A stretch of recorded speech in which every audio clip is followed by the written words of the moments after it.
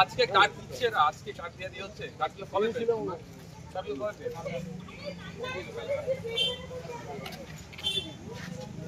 অঞ্চলে মাদ্রাসার ভিতরে এবং হোস্টেল, মহিলা হোস্টেল আছে, সেই হোস্টেলে শওকত মোল্লার নির্দেশনা মিটিং হচ্ছে, এলাকাবাসী একেবারে ক্ষিপ্ত, কি বলবেন? দেখুন, কোনো শিক্ষা প্রতিষ্ঠানে রাজনৈতিক প্রোগ্রাম করতে গেলে ওখানে শিক্ষা প্রতিষ্ঠানের অনুমতি নিতে হয়। দ্বিতীয় কথা হচ্ছে, আপনি আবার বলছেন গার্লস হোস্টেল, সেখানে যদি জোর জবরদস্তি এইভাবে করে চরম অন্যায় করছে। গ্রামবাসীদের উচিত হবে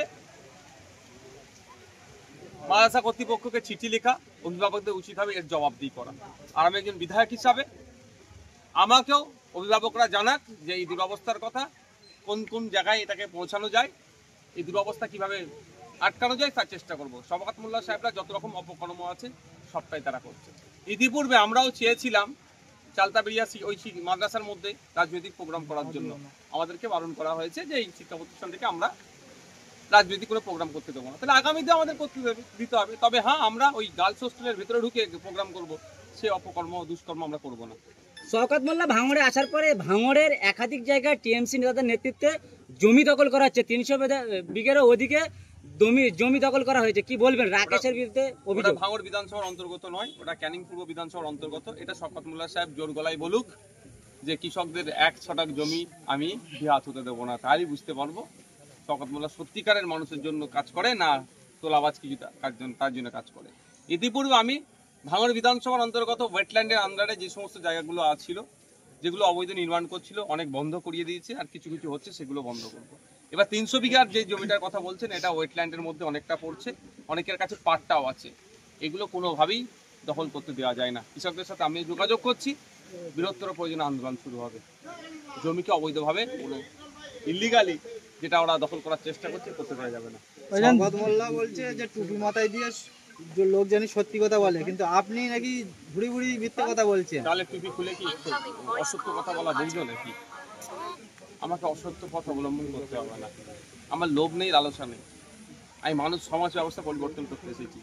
মানুষ সুযোগ দিলে কাজ করব, না সুযোগ দিলেও মানুষের হয়ে বলে যাব। আমার অসত্যর পথ অবলম্বন করার কোনো জায়গা নেই। একটা অসত্য কথা বলেছি, প্রমাণ করাতে পারবে কি? শওকত সাহেবকে আমি চ্যালেঞ্জ করছি। স্টেজে উঠে অনেক বড় বড় কথা বলা যায়, এই কথাটা অসত্য, আমি মিথ্যা বলেছি, এটা প্রমাণ করাতে বলুন তো দেখি। শওকত মোল্লা আরেকটা বিস্ফোরক করেছে আপনার বড় ভাইয়ের উপরে, ওর নাম নিয়ে দুর্গাপুর থেকে একটা হুঁশিয়ারি দিয়েছেন যে আসাদ যিনি কমান্ডার তাকে 1 সপ্তাহের মধ্যে গ্রেফতার করতে হবে, কিন্তু তিনি আবার কালকে বলছেন যে আমি যেটা করেছি ঠিক করেছি, আরো করবো। তাহলে এত সাহস? ভিডিওটা আমি যতটুকু খোঁজ নিলাম, গতকালকের ভিডিও নয়, যেদিনকে আক্রমণটা করেছে সেই দিনকে সন্ধ্যারই ভিডিও। ও নাকি এখানে নাই শুনছি, এবার সত্যতা জানি না। ও হুঁশিয়ারি দিক আর যাই দিক, 7 দিন বেঁধেছে আর 6 দিন বাকি আছে। আজকের দিনটা বাড়ালে 6 দিন হবে। গণতান্ত্রিক প্রক্রিয়াতে বৃহত্তর আন্দোলন শুরু হবে। সম্প্রীতির মাটি, ঐক্যের মাটিকে যারা বিনষ্ট করার চেষ্টা করবে, বাংলায় তাদের ঠাঁই নাই, তাদের জেলের মধ্যে রাখতে হবে। আপনাদেরকে আমি একটা খবর পেয়েছি, এখন আমি এটা যাচাই করছি। ওই যে পরিজাত গাঙ্গুলি আসানসোল দুর্গাপুর ডেভেলপমেন্ট অথরিটি যিনি চেয়ারম্যান আছে, তার সাথে পরিজাত গাঙ্গুলির জন্মদিনে তিনি কেক কাটছেন একসাথে। চেয়ারম্যানটাকে তৃণমূল কংগ্রেসের লোক, মানে ভাবতে পেরেছেন? তাহলে হয়তো ওর সম্পর্কটা গভীরে আছে, ওই জন্য পুলিশ অ্যারেস্ট করতে পারছে না বা করছে না, ওসব আমাদের জানা নেই। আমরা চাইবো মেন কালপিট পরিজাত গাঙ্গুলিকে গ্রেফতার করতে হবে।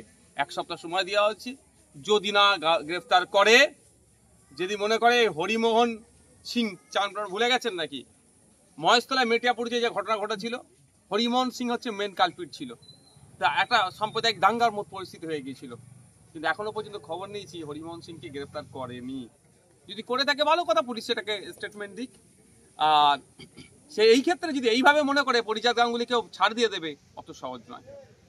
আমরা শেষ দেখে ছাড়বো, এই অন্যায়কে আমরা কোনোভাবেই বরদাস্ত করবো না। আগের বছরে পুজো কমিটিকে 85,000 টাকা দেওয়া হয়েছিল, এবার পুজো কমিটিকে টাকার অপশন তুলে দিয়েছে, কিন্তু এদিকে শিক্ষকরা উলঙ্গ হয়ে আন্দোলন করছে, কিংবা যারা পরীক্ষা দিয়েছে তারা চাকরি পাচ্ছে না। চক নেই, ডাস্টার নেই, বাচ্চাদের আপনার টয়লেটের অবস্থা দুরবস্থা, বাথরুম নেই। মহিলারা যে সমস্ত স্কুলগুলোতে আলাদা সেপারেটেড যে টয়লেট থাকার কথা সব স্কুলে নাই, যদিও আছে সেখানে পানীয় জলের দুরবস্থা, নোংরা, বাচ্চা থেকে বড় মহিলারা ঠিকঠাক ওটাকে ইউজ করতে পারে না। এই ক্ষেত্রে কোনো কথা নেই। হসপিটালে বেড নাই, ঔষধ নাই, সেলাইন নাই, এখানে কোনো কথা নেই। মমতা ব্যানার্জির এখন দরকার হিন্দু ভোটের। মুসলিম ভোট বিজেপির ভয় দেখিয়ে ঝুলিতে কিছু ভেবেছে ঘুরে নিয়েছি। দরকার এখন কিছু হিন্দু ভোট। সেই জন্য জগন্নাথ ধাম করতে হবে, দুর্গা অঙ্গন করতে হবে, দুর্গা উৎসবে টাকা বাড়াতে হবে। হিন্দু ভাইয়েরা মমতা ব্যানার্জির বিপক্ষে যাচ্ছে বলে এত তারা অফার পাচ্ছে। মুসলমানরা মমতা ব্যানার্জির বিজেপির ভয় দেখে কলে ব্যাগে ভরে নিয়েছে। ওই জন্য ইমাম ভাতা 2012 সালেও ছিল 2500, আর 2025 সালে ওটা মাত্র 500 টাকা বেড়ে হয়েছে 3000। আমি ইমাম ভাতা সাথে দুর্গাপুজোর অনুদান আমি করছি না, কম্পেয়ার করছি না। দুর্গাপুজোর অনুদানটা সম্পূর্ণ সরকারি কোষাগার থেকে দিচ্ছে, আর ইমাম ভাতা রাজ্য সরকারই বলেছে নাকি ওয়াকফ সম্পত্তি থেকে দিচ্ছে। কিন্তু আমি ওটা বলছি না, আমি যে বাড়ার কথাটা বলছি, যে আপনার তখনই আপনার গ্রহণযোগ্যতা হবে, তখনই আপনাকে সম্মান দেবে যখন আপনি আপনার ভ্যালুটা শাসককে বুঝাতে পারবেন যে আমার মূল্যবান ভোটটা তোমার পক্ষে যাবে না যদি আমার এই না করো। সেই হিন্দু ভাইরা বুঝাতে পেরেছে যে তোমাকে আমি আর ভোট দেবো না। সেই জন্য হিন্দু প্রীতি হওয়ার জন্য, হিন্দুদের বড় লিডার হওয়ার জন্য, শুভেন্দু অধিকারীর থেকে বড় হিন্দুত্বের লিডার হওয়ার জন্য মমতা ব্যানার্জি নিজেকে আপ্রাণ চেষ্টা করছে। ওই জন্য হিন্দু ভাইদের যাতে ফ্যাসিলিটি পাচ্ছে, আর মুসলমান ভাইদের বলার কেউ নেই। ওই নটোরিয়াস ক্রিমিনালদের মতো নেতা আছে, ও জানে ভোট চুরি করে নেবো, এই জন্য এরা পাচ্ছে না কিছু। উল্টে কি হচ্ছে, মার খাচ্ছে। বৈধ কাগজপত্র থাকার পরেও দুর্গাপুরে থানা থেকে 2 কিলোমিটার দূরে 2 ঘন্টা ধরে তাণ্ডব চালিয়েছে পুলিশ, এসে তাদেরকে উদ্ধার করেনি। বুঝতে পারছেন? গতকালকে চুচুড়াতে হয়েছে বিদ্যাসাগর ক্লাবের নাম, যদিও বিদ্যাসাগর ক্লাবের কর্তৃপক্ষটা অস্বীকার করেছে। আমার বিশ্বাস এটাই যে বিদ্যাসাগরের নাম নিয়ে কেউ নামে যে ক্লাব আছে সেই ক্লাবে অন্যায় কোনোদিন করতে পারবে না। বিদ্যাসাগর ক্লাবের নাম দিয়ে